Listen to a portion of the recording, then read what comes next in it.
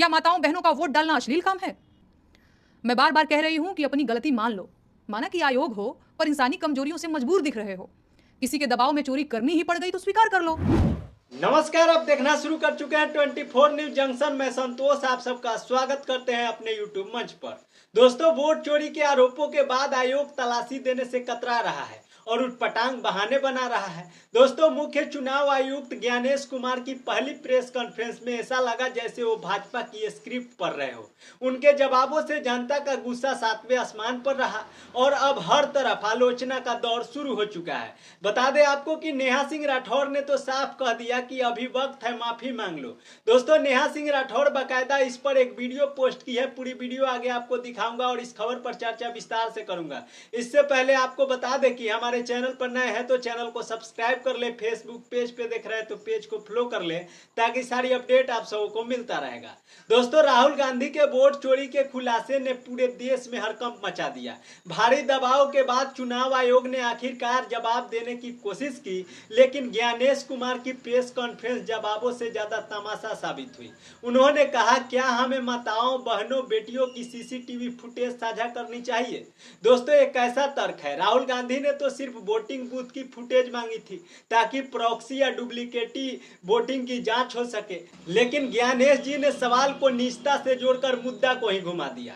दोस्तों, ये voting booth की रिकॉर्डिंग है, ना कि किसी के घर या चेंजिंग रूम की फुटेज। अगर माताओं बहनों की इतनी चिंता थी तो सीसीटीवी कैमरे क्यों लगाए, और अगर फुटेज आपके पास है तो उसे सुरक्षित साझा क्यों नहीं करते? ज्ञानेश जी का दूसरा तर्क और भी अजीब था।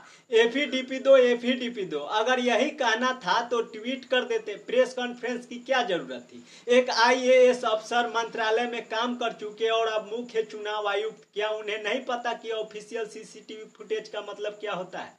दोस्तों, चुनाव आयोग के प्रेस कॉन्फ्रेंस के बाद भोजपुरी लोक गायिका नेहा सिंह राठौर ने ज्ञानेश कुमार का धजिया उड़ा दिया है। उन्होंने एक वीडियो जारी किया है। पहले आप पूरा वीडियो देखिए, सुनिए, समझिए और फिर बताइए कि नेहा सिंह राठौर ने गलत कहा या सही। चोरी पकड़े जाने के बाद आयोग तलाशी देने से भाग रहा है।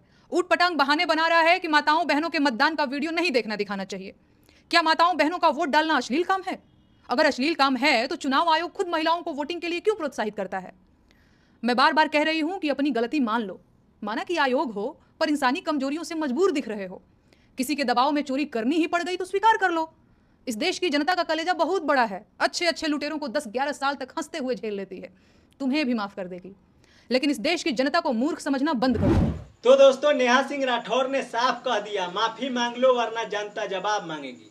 दोस्तों, राहुल गांधी ने जो डेटा दिया वो खुद आयोग का था, मगर उसमें गड़बड़ी थी जो जांच क्यों नहीं हुई। इसके बजाय ज्ञानेश जी नैतिकता का पाठ पढ़ाने लगे और सवालों से भागते नजर आए। उनकी प्रेस कॉन्फ्रेंस में एक भी ठोस जवाब नहीं था। दोस्तों, अब आप बताइए, क्या ज्ञानेश कुमार जनता के सवालों से भाग रहे हैं? क्या सीसीटीवी फुटेज साझा करना इतना मुश्किल है? अपनी राय कमेंट बॉक्स में जरूर बताइएगा। इस वीडियो को आप सब ज्यादा शेयर करिएगा।